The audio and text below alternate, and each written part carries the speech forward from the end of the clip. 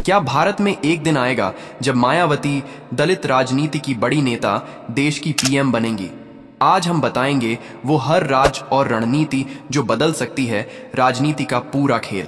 तो वीडियो अंत तक देखें और चैनल को सब्सक्राइब करें। चलिए शुरू करते हैं। देश की राजनीति में कई नाम ऐसे रहे हैं जिन्होंने समय समय पर अपनी छाप छोड़ी, लेकिन मायावती जैसा करिश्मा शायद ही किसी ने दिखाया हो।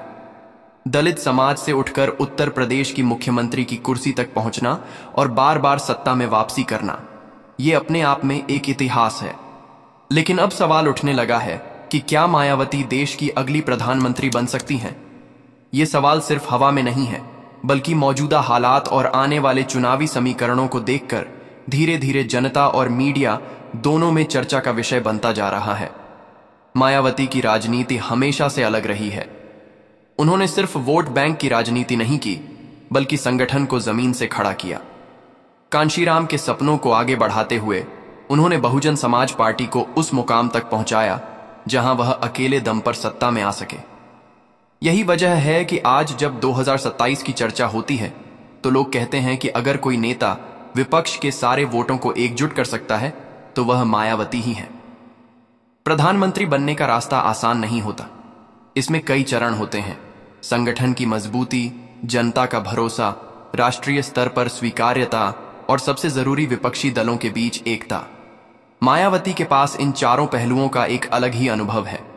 4 बार मुख्यमंत्री बन चुकी मायावती ने हर बार दिखाया है कि वह कब किसके साथ गठबंधन करना है और कब अकेले चुनाव लड़ना है, ये बखूबी जानती हैं। यही राजनीतिक समझ उन्हें बाकी नेताओं से अलग बनाती है। अब जब देश की राजनीति 2 ध्रुवों में बंटती जा रही है, एक तरफ बीजेपी और दूसरी तरफ कांग्रेस, तो ऐसे में तीसरे मोर्चे की बात फिर से जोर पकड़ने लगी है। इस तीसरे मोर्चे के नेतृत्व की बात आती है तो कई नाम उभरते हैं, लेकिन मायावती उनमें से सबसे मजबूत दावेदार नजर आती हैं। वजह साफ है, उनके पास न केवल यूपी जैसा बड़ा राज्य है, बल्कि दलित, पिछड़े और अल्पसंख्यक वोटरों का एक ठोस आधार भी है।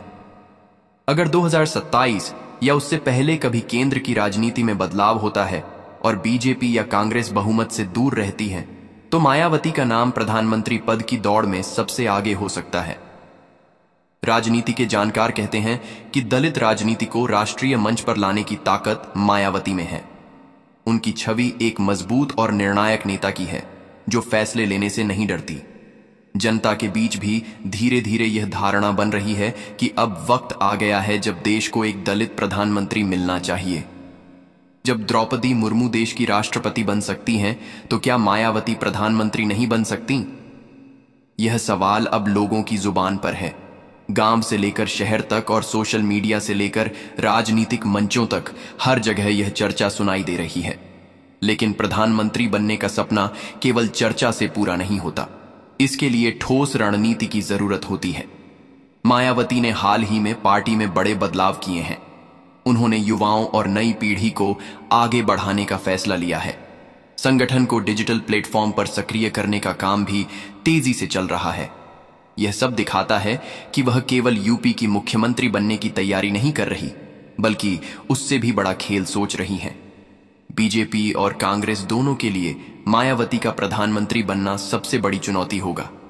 बीजेपी को डर होगा कि उनका दलित वोट बैंक खिसक सकता है और कांग्रेस को डर होगा कि उनका परंपरागत मुस्लिम दलित पिछड़ा गठजोड़ टूट सकता है। यही वजह है कि दोनों पार्टियां मायावती पर सीधा हमला करने से बचती हैं। वे जानती हैं कि मायावती को जितना दबाओगे उतना ही उनका वोटर मजबूत होकर खड़ा हो जाएगा।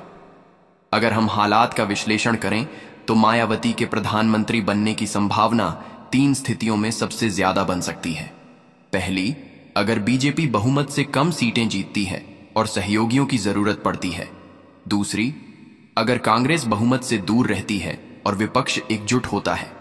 और तीसरी, अगर क्षेत्रीय दल मिलकर तीसरा मोर्चा बनाते हैं और मायावती को नेतृत्व सौंपते हैं। इन तीनों में से कोई भी स्थिति बन सकती है और तीनों में मायावती की भूमिका अहम होगी। यूपी की राजनीति में मायावती का प्रभाव अब भी बरकरार है। हाल ही में हुई रैलियों और बैठकों में भीड़ का जोश देखकर यह साफ है कि जनता अभी भी उन्हें विकल्प के तौर पर देख रही है। खासकर युवा और महिलाएं मायावती को एक मजबूत नेता मानती हैं। यही ताकत उन्हें राष्ट्रीय स्तर पर आगे बढ़ाती है। सोचिए, अगर मायावती प्रधानमंत्री बनती हैं तो इसका संदेश सिर्फ भारत में नहीं बल्कि पूरी दुनिया में जाएगा। दुनिया देखेगी कि भारत में दलित समाज से निकली एक महिला देश की सर्वोच्च कार्यकारी पद पर पहुंची है। यह न केवल भारत के लोकतंत्र की ताकत दिखाएगा बल्कि सामाजिक न्याय की भी जीत होगी।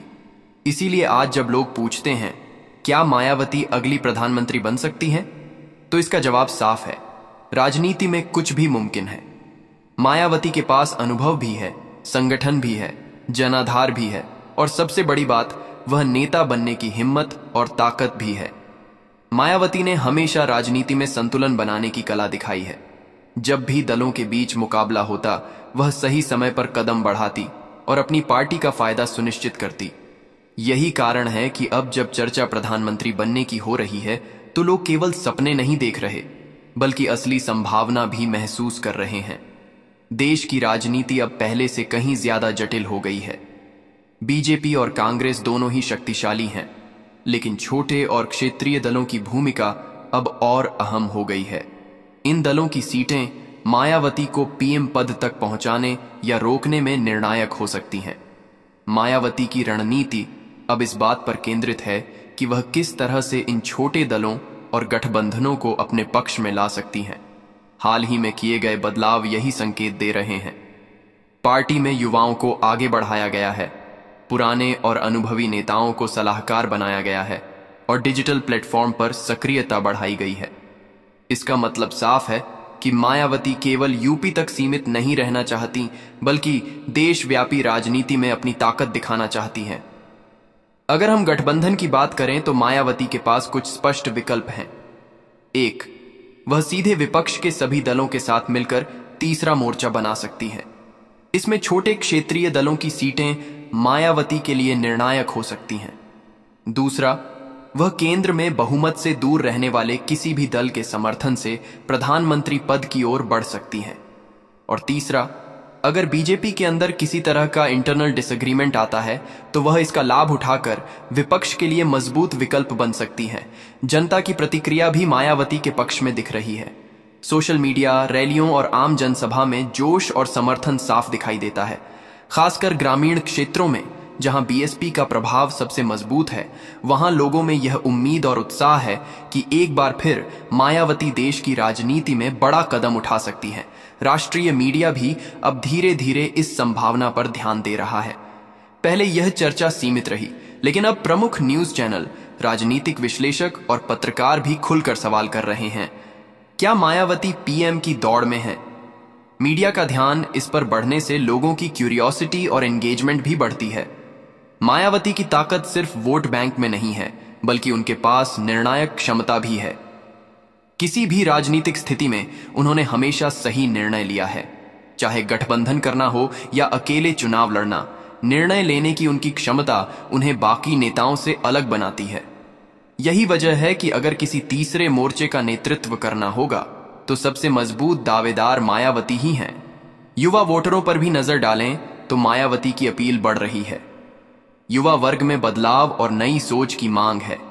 वे ऐसे नेताओं को समर्थन देना चाहते हैं जो सिर्फ पुराने सिस्टम का हिस्सा न हो, बल्कि बदलाव और न्याय की दिशा में कदम उठाएं। मायावती के हालिया निर्णय और रणनीतियां यही संदेश देती हैं कि वह नई पीढ़ी की उम्मीदों पर खरी उतर सकती हैं। सामाजिक न्याय का मुद्दा भी मायावती की ताकत है। दलित, पिछड़े और अल्पसंख्यक समाज में उनकी पैठ बहुत गहरी है। अगर ये वर्ग राष्ट्रीय स्तर पर एकजुट होकर मायावती को समर्थन देता है तो प्रधानमंत्री बनने की संभावना और मजबूत हो जाती है। लेकिन इस रास्ते में चुनौतियां भी कम नहीं हैं। बीजेपी और कांग्रेस दोनों ही इसे चुनौती के रूप में देख रही हैं। उनकी रणनीति यह होगी कि वे मायावती के प्रभाव को सीमित करें। हालांकि मायावती की राजनीति में यही खूबी है कि वह दबाव में भी सही कदम उठाना जानती हैं।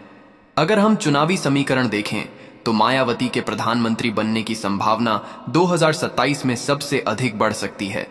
यूपी जैसे बड़े राज्य में उनका प्रभाव सबसे महत्वपूर्ण है। इसके अलावा छोटे राज्यों में गठबंधन और सहयोगी दलों की भूमिका निर्णायक हो सकती है। इन सभी को जोड़कर देखा जाए तो मायावती के पास स्पष्ट मौका है कि वह देश के सर्वोच्च पद तक पहुंचे। जनता की धारणा संगठन की मजबूती और विपक्ष के भीतर संभावित दरारें, ये सभी कारक मायावती की संभावनाओं को मजबूत करते हैं। यही वजह है कि राजनीतिक विश्लेषक कह रहे हैं कि अगर किसी तीसरे मोर्चे का नेतृत्व करना होगा तो सबसे उपयुक्त नाम मायावती का ही होगा।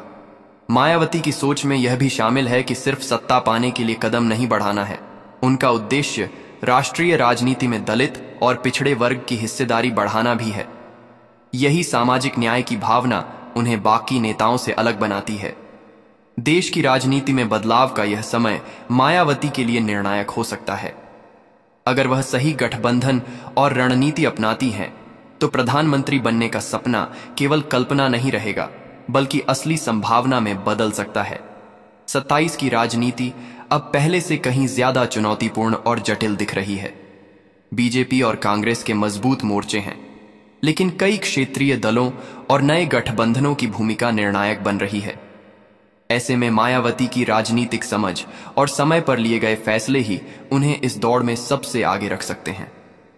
मायावती की ताकत हमेशा से जनता के बीच उनके प्रभाव और विश्वास में रही है। हर बार जब वह सत्ता में आई हैं, उन्होंने दिखाया कि सिर्फ सत्ता का लालच नहीं, बल्कि संगठन और जनता के बीच संबंध सबसे महत्वपूर्ण है। यही वजह है कि अगर वह प्रधानमंत्री पद की दौड़ में आती हैं, तो उनका मुकाबला सिर्फ राजनीतिक दलों से नहीं, बल्कि पूरे चुनावी समीकरण से होगा। गठबंधन की रणनीति यहां सबसे अहम भूमिका निभाती है। मायावती के पास कई विकल्प हैं। एक, वह विपक्ष के छोटे और क्षेत्रीय दलों के साथ मिलकर तीसरा मोर्चा बना सकती हैं। इसमें उनके नेतृत्व की अहमियत और संगठन की ताकत साफ दिखाई देती है।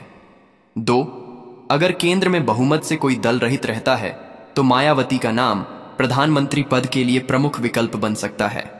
और तीन, अगर बीजेपी के अंदर किसी तरह का इंटरनल डिसएग्रीमेंट आता है, तो वह इसका फायदा उठाकर विपक्ष के लिए मजबूत विकल्प बन सकती हैं। हाल ही में पार्टी में किए गए बदलाव और नए नेतृत्व को आगे लाने के फैसले यही संकेत दे रहे हैं। युवा नेताओं को आगे बढ़ाना, डिजिटल प्लेटफॉर्म पर संगठन को सक्रिय करना और पुराने अनुभवी नेताओं से सलाह लेना, यह सब मायावती की सोच को दिखाता है कि वह केवल यूपी तक सीमित नहीं, बल्कि देशव्यापी राजनीति में कदम रखना चाहती हैं। जनता का भरोसा भी मायावती के पक्ष में है। ग्रामीण क्षेत्र से लेकर शहरी इलाकों तक, सोशल मीडिया से लेकर जनसभाओं तक उनकी लोकप्रियता साफ दिखाई देती है। खासकर दलित, पिछड़े और अल्पसंख्यक वर्ग में उनकी पैठ और समर्थन अब भी मजबूत है। यही आधार उन्हें प्रधानमंत्री पद की दौड़ में वास्तविक संभावना देता है। राष्ट्रीय मीडिया भी धीरे धीरे इस चर्चा में शामिल हो रहा है। पहले यह चर्चा सीमित थी, लेकिन अब प्रमुख न्यूज चैनल, राजनीतिक विश्लेषक और पत्रकार खुलकर इस संभावना पर बात कर रहे हैं। मीडिया का ध्यान बढ़ने से जनता में क्यूरियोसिटी और एंगेजमेंट बढ़ती है, जिससे वीडियो, चर्चा और डिबेट भी वायरल होती है। मायावती की सबसे बड़ी ताकत उनका निर्णायक होना है। किसी भी राजनीतिक स्थिति में, चाहे गठबंधन करना हो या अकेले चुनाव लड़ना, उनका निर्णय लेने का तरीका उन्हें बाकी नेताओं से अलग बनाता है। यही कारण है कि तीसरे मोर्चे के नेतृत्व के लिए उनका नाम सबसे मजबूत माना जाता है। युवा वर्ग भी मायावती की तरफ आकर्षित हो रहा है। युवा चाहते हैं कि देश में ऐसे नेता आएं जो बदलाव और विकास की दिशा में कदम उठाएं। मायावती की हालिया नीतियां और निर्णय यही दिखाते हैं कि वह नई पीढ़ी की उम्मीदों पर खरी उतर सकती हैं। आने वाले समय में गठबंधन और चुनावी रणनीति मायावती की प्रधानमंत्री बनने की संभावना को तय करेंगे। अगर छोटे क्षेत्रीय दल और गठबंधन उनके पक्ष में आए, तो केंद्र में बहुमत बनाने का रास्ता उनके लिए साफ हो सकता है। यही कारण है कि राजनीतिक विश्लेषक कहते हैं कि 2027 या उससे पहले अगर कोई तीसरे मोर्चे का नेतृत्व करना है, तो सबसे मजबूत दावेदार मायावती ही हैं। सामाजिक न्याय का मुद्दा भी मायावती की ताकत है। दलित और पिछड़े वर्ग की हिस्सेदारी और उनके अधिकारों के लिए उनका लगातार प्रयास उन्हें राष्ट्रीय मंच पर अलग पहचान देता है।